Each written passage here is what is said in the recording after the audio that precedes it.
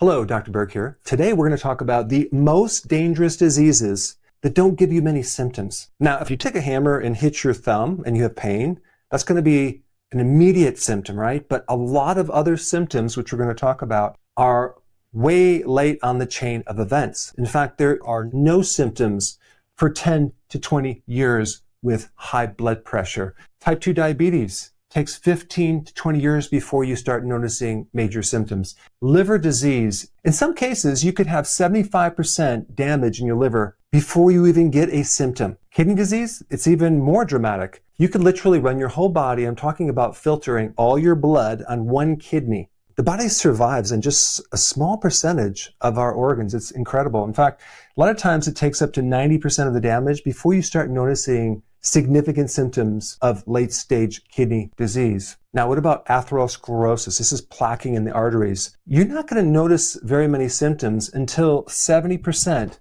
is blocked. There's so many people that go to the doctor and they find their arteries are really shut down, but they don't really have any symptom to know that that's happening. What about colon cancer? I know quite a few people who ended up with stage 4 without even having any symptom at all. And it's really mind-blowing is you go to the doctor to actually turn off your warning signs to get rid of your symptoms. They treat them directly. They don't look into root cause of these issues. They give you a medication to manage the symptoms so you don't feel them. And then a lot of people, when they actually get this later stage warning sign, is they either ignore it or they consider it a normal part of aging, normal fatigue, normal stiffness, normal high blood pressure. Because everyone is on a blood pressure medication, getting up throughout the night, urinating, normal belly fat, normal craving for sugar or frequent hunger. This next part is going to get really interesting. And then I'm going to go into 4 habits that can get at the root of a lot of these major problems that you might have. So let's get started and talk about what's really happening when we get type 2 diabetes or high blood pressure. There's actually a compensation going on. Part of your body doesn't have oxygen. The body is going to compensate by increasing the pressure to increase more volume of nutrition and oxygen to that part of the body. The best condition to talk about, to give you an example of that, is type 2 diabetes. Just take a look at this for a second. What is normal blood sugar? It should be about 80 milligrams per deciliter. 80 is 1 teaspoon of sugar for all of your blood. Explain something to me. The average person consumes way more than 1 teaspoon. But how could they possibly have normal blood sugar? There's a compensation going on, and that compensation is called insulin. Insulin acts as like a vacuum cleaner, and it sucks the sugar out as fast as you eat it, converting it to this thing right here for about 15 to 20 years. Until it becomes dysfunctional. And eventually it's going to become so toxic it could put holes in your arteries. So the body's going to raise insulin to clean all this sugar out to protect you. It's trying to help you. It pulls it out and it has to convert it into some storage as fat. Okay, so it goes into your belly, it goes into the organs, it goes into the liver. And this is going on for 15 to 20 years, okay?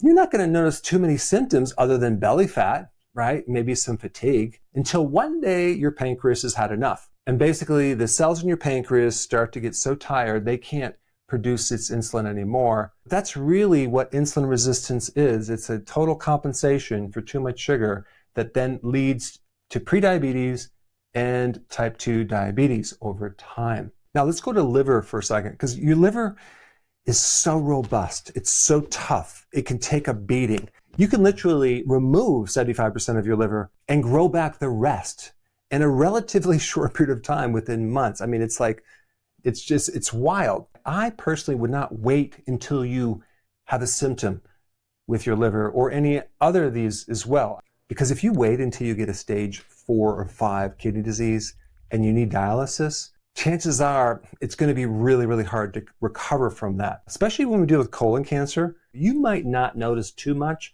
until it's really kind of metastasized throughout the body. The best thing to do, again, is prevention. And I'm going to talk about 4 habits to keep you out of trouble. Let's shift down here to low vitamin D. This is not a disease, but it's a huge root cause to put you at risk for a lot of other problems, including cancer, including autoimmune, including cardiovascular disease. In fact, low vitamin D is one of the biggest root causes of high blood pressure. When you have enough vitamin D, you can increase this thing called nitric oxide, and it's really beneficial to keep your blood pressure in check. Vitamin D also helps you keep the insulin working so the insulin doesn't get burnt out. So if you have low vitamin D, then this time is shortened. This time is shorter. And this is why you should err on the side of a little bit more vitamin D than less vitamin D, just to make up for this problem right here called vitamin D resistance. Let's go into the 4 habits that I highly recommend that you hyper-focus in on so we can actually avoid and maybe even reverse some of these right here. The first one involves exercise, going for walks after you eat to burn off any sugar that you ate, which would be very, very smart. I want to add one thing to exercise that you maybe never heard before, which I think is going to be the next amazing thing.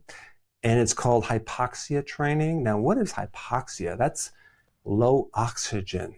You can simulate exercising at a high altitude, like climbing a mountain. Like a lot of athletes do this type of training to increase their enhancement of their fitness and repair. When you go to sleep at night, if you had sleep apnea, you're probably not going to have sleep apnea. This little combination of exercise and hypoxia training could flood different tissues with more oxygen to get rid of inflammatory areas and push oxygen into parts of your body that you have never really felt in a long time. Number 2 is lowering carb with intermittent fasting. So now you're not going to be eating all day long. We're going to be doing like maybe 2 meals or 1 meal a day with low carb. That combination will take insulin resistance to the point where all the things that were connected to it start improving overnight. Number 3, get an additional 30 to 60 more minutes of sleep. Everything works so much better by getting sufficient sleep. But guess what? Number 1, that exercise with the hypoxia training will give you so much oxygen, it's going to help you sleep. Reducing the carbs and doing intermittent fasting will actually also help you sleep as well. And then number 4, being outside in the sun, in nature, walking through the woods is such an important therapy, because if you just contrast that to being inside all day and not going outside, you will feel a dramatic difference. Over 50% of the sun's rays are infrared, which is so therapeutic to build melatonin and help you sleep at night. Those are the 4 new habits I would highly recommend. They're the most important for reducing diseases and symptoms. Now let's talk about how to create your health with intermittent fasting and doing a low-carb diet. For that, you need to watch this video right now. Check it out. Hey, before you leave, I just wanted to give you a little quick history on some of the books that I wrote. This was one of the first books. It's called Dr. Berg Body Shapes. It was my attempt at writing about body types. What was very interesting about this book is I actually did all the images myself. Don't ask me why. They look actually not quite as professional as some of the images that I have in the new book. But anyway, this is my first attempt right here called Dr. Berg's Body Shape Diets. And then I wrote a book more extensive called The 7 Principles of Fat Burning. I don't even have a copy anymore, actually, because it's outdated. The next book, I put about 1,000 hours into this one right here called The New Body Type Guide. Major updates on the body types. I put a lot of energy into this. It has professional images, graphics, all sorts of things. Now, the problem with this book is it doesn't really describe what this is really about. Body types are only a small portion of what's in this book. And that's why I changed the name to the Healthy Keto Plan, okay?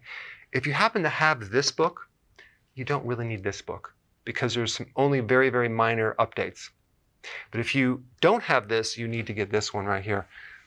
This book goes into every single detail that you would ever want to know about.